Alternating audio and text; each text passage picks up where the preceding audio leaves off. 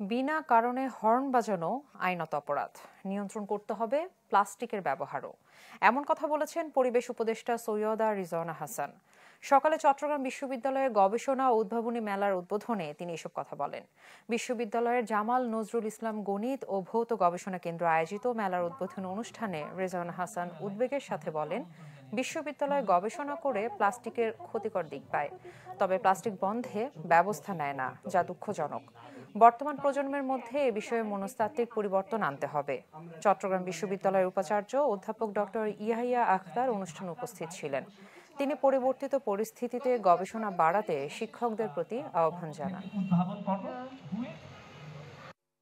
জীবন এবং জীবিকার উন্নয়নের জন্য যেখানে বিশ্বব্যাপী যে শিল্প বিপ্লব শুরু হয়েছিল তা এখন পঞ্চম শিল্প বিপ্লবে রূপ ধারণ করেছে।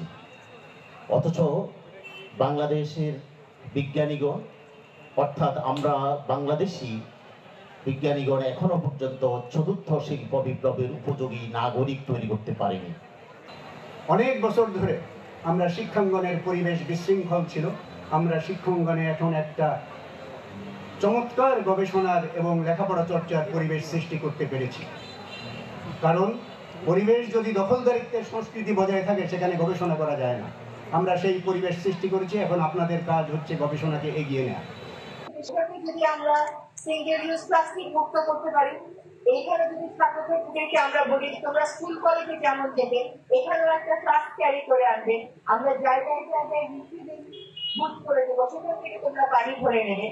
আমরা যদি এই ক্যাম্পাসে নিষিদ্ধ পলিথিন ব্যাগে আনা একদম বাচ্চাদেরকে ডিসকারেজ করতে পারি, আমাদের প্রজন্ম এসব নিয়ে ভাবেনি বলেই আজকে পৃথিবীর এই অবস্থা।